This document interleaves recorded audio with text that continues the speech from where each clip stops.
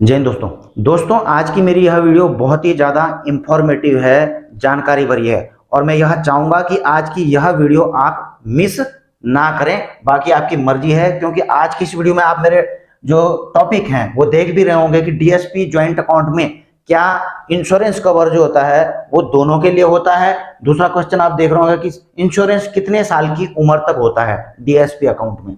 तीसरे में देख रहे होंगे इंश्योरेंस कितना और इसके अंतर्गत क्या क्या कवर हैं, क्या बीमारियां भी कवर हैं या किसी भी प्रकार की डेथ कवर है, तो इसके बारे में भी मैं आपको बताऊंगा।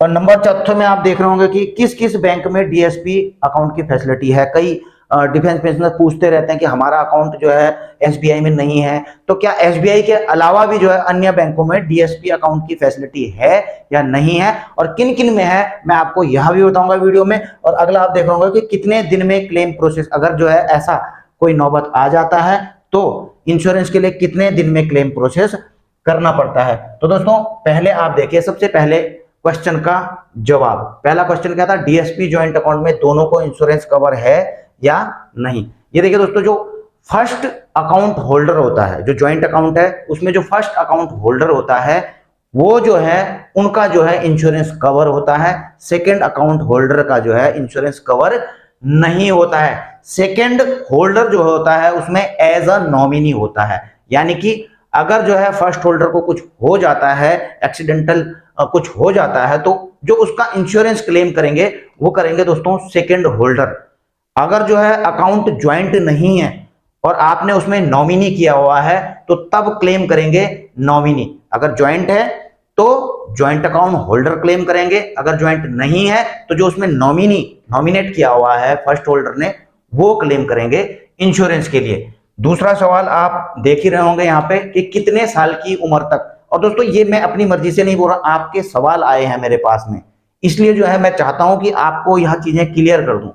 तो कितने साल तक की उम्र तक जो है इंश्योरेंस कवर दिया जाता है डीएसपी अकाउंट में, तो मैं आपको यह बताऊं दोस्तों, इसमें कोई भी एज बाउंड नहीं है, उम्र का इसमें कोई नहीं है कि इतने साल तक की उम्र तक आपको जो है इंश्योरेंस दिया जाएगा। तो दोस्तों एज मैटर नहीं करता है, लेकिन मैटर क्या करता है वो मैं आपको वीडियो में थोड़ा आगे बताऊंगा। अब आप देख रहे होंगे यहाँ पे इंश्योरेंस कितना और इसके अंतर्गत क्या क्या कवर है।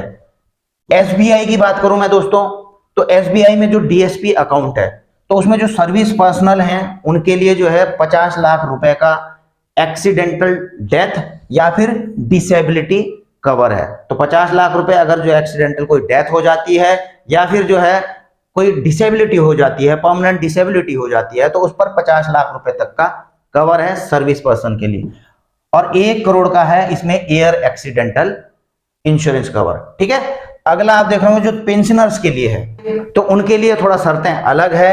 30 लाख रुपए का इसमें जो है एक्सीडेंटल डेथ कवर ओनली, यानी कि आप इसको यह समझिए कि 30 लाख रुपए का एक्सीडेंटल डेथ कवर है, यानी कि केवल मृत्यु होने पर। यहां पर जो है डिसेबिलिटी कवर नहीं है पेंशनर्स के लिए, केवल जो है डेथ कवर है और वो भी जो है 30 लाख रुपए का। और दोस्तों मैंने केवल यह अभी जो पॉलिसी चल रही है एसबीआई के अंदर डीएसपी अकाउंट को लेकर के वह बताइए। अन्य बैंकों में जिनके बारे में अभी आगे बताऊंगा उनमें जो है अलग अलग इसके रेट हैं। तो अन्य बैंकों के जो इंश्योरेंस कवर हैं वो अलग अलग हैं, किसी का ज्यादा भी है किसी का थोड़ा कम भी है, लेकिन है जरूर। देखिए दोस्तों मुझे एक सवाल भी आया था और इसी के रिगार्डिंग मैंने यहाँ पर जो है जवाब भी दिए हैं।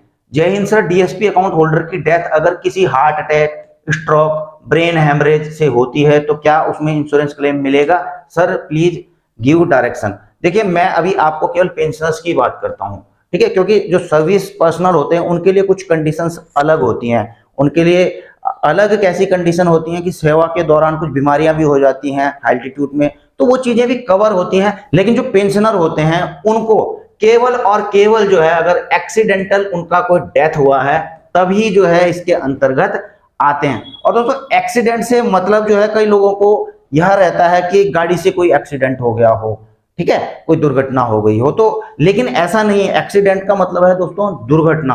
कहीं रोड में जो है आप पैदल चल रहे हैं, किसी ने गाड़ी ने आपके टक्कर मार दिया, आप गाड़ी चला रहे हैं, ठीक है ना, या कुछ भी किसी भी प्रकार से अगर एक्सीडेंट हो गया किसी का, उनकी दुर्घटना में मृत्यु हो जाती है, गाड़ी की दुर्घटना में मृत्यु हो जाती है, कोई आग लगने से जो है इस प्रकार की दुर्घटना हो जाती है, कोई बिजली का करंट लगने से मृत्यु हो जाती है, पानी में डूबने से ऐसा हादसा हो जाता है, सिलेंडर फटने से जो है ऐसी हादसा हो जाता है। तो कुल मिला के मेरे बोलने का मतलब यह है कि किसी भी प्रकार का हादसा, किसी भी प्रकार का दुर्घटना से यदि जो है मृत्यु हो जाती है तो वो कवर होते हैं, जो एक्सीडेंटल इंश्योरेंस कवर है 30 लाख का SBI के द्वारा। और उसी प्रकार से अन्य बैंकों के में भी अलग अलग इसके जो हैं कवर हैं, आप उन बैंकों से पता कर सकते हैं। अगला पॉइंट आप देख रहे होंगे दोस्तों कि किस किस बैंक में, क्योंकि कई डिफेंस पेंशनर्स के अलग अलग बैंकों में हैं, तो वो पूछ रहे थे, आप लोग पूछते रहते हैं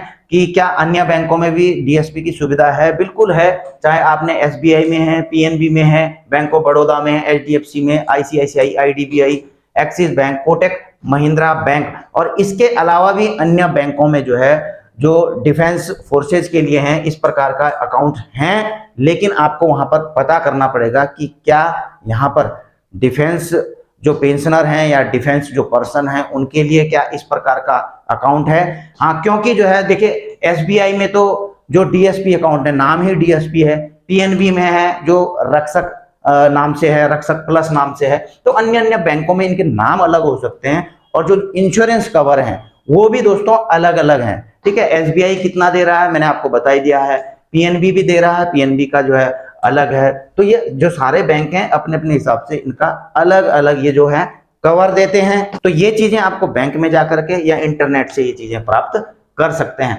अगला दोस्तों, अगर कोई हादसा हो जाता है, दुर्घटना में किसी की मृत्यु हो जाती है, तो कितने दिन में जो है क्लेम प्रोसेस होता है, इसके बारे में बताऊंगा। कि सबसे पहले तो दोस्तों जो इंटीमेशन होता है, यानी कि सूचना देना इंश्योरेंस कंपनी को। अब मैं इंश्योरेंस कंपनी क्यों बोल रहा हूं दोस्तों, बैंक के साथ में जो है इंश्योरेंस कंपनी का टाई अप होता है। बैंक आपको इंश्योरेंस क्लेम नहीं देता है, बल्कि जो बैंक के साथ में इंश्योरेंस कंपनीज रहती हैं उनका टाई अप रहता है बैंक के साथ में। और ये जो है हर साल जो है अलग अलग कंपनी भी आ सकती है इंश्योरेंस कंपनी, या वही कंपनी भी जो है हर साल में जो है बैंक के साथ टाई अप करता है। उनकी जो भी ऐसी स्कीम होती हैं तो वो रिन्यू होती हैं। तो दोस्तों दुर्घटना के कारण अगर जो है पेंशनर की मृत्यु हो जाती है तो जो सूचना है इंश्योरेंस कंपनी को देनी पड़ती है। आप बैंक में जाकर जो है इस चीज की सूचना दे सकते हैं, बैंक के थ्रू दे सकते हैं। कुल मिला के मेरे बोलने का मतलब यह है, क्योंकि बैंक ही बताएगा कि कौन सी इंश्योरेंस कंपनी ने इसको कवर किया है, तो आप बैंक में ही रिपोर्टिंग करेंगे बेसिकली। उसके बाद आपको जो है बैंक बताएगा कि इस इंश्योरेंस कंपनी के साथ टाई अप है, आप यहाँ पे करें, या बैंक के माध्यम से भी बैंक जो है सूचित कर देगा। बाकी आगे की कार्रवाई तो इंश्योरेंस कंपनी के साथ ही करनी होगी, क्योंकि इंश्योरेंस कंपनी ही बताएगी आपको कि क्या क्या डॉक्यूमेंट सबमिट करने हैं, क्या नहीं करने हैं। ठीक है, और ये करना पड़ता है दोस्तों with in 90 days of death oblique disability. Disability तो दोस्तों ये जो है सर्विस पर्सन के लिए है, लेकिन जो 90 डेज ऑफ डेथ, ठीक है, तो अगर मृत्यु होने के 90 दिन के अंदर जो है सूचना देनी पड़ती है। और सूचना दोस्तों किसी भी माध्यम से दे सकते हैं, ईमेल के माध्यम से सूचना दे सकते हैं, फोन कॉल के माध्यम से दे सकते हैं, या फिर कोई लेटर लिख करके, एप्लीकेशन लिख करके ये जो है सूचना दे सकते हैं, लेकिन 90 दिन के अंदर।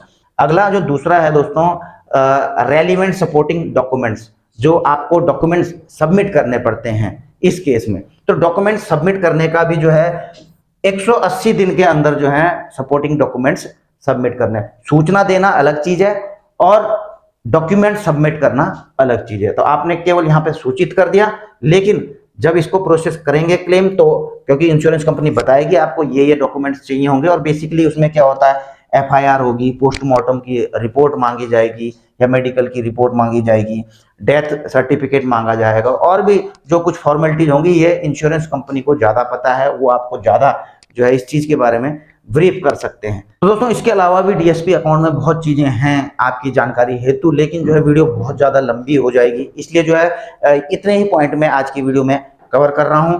अगर आपको वीडियो अच्छी लगी हो, जानकारी भरी लगी हो, तो आप इसे लाइक शेयर कर सकते हैं। चैनल में अगर आप नए हैं तो चैनल को सब्सक्राइब करके बेल आइकन का घंटा दबा सकते हैं, ताकि आपको मेरी आने वाली वीडियोज की नोटिफिकेशन मिलती रहें। जल्द मिलेंगे नई वीडियो में नई जानकारी के साथ। जय हिंद, वंदे मातरम।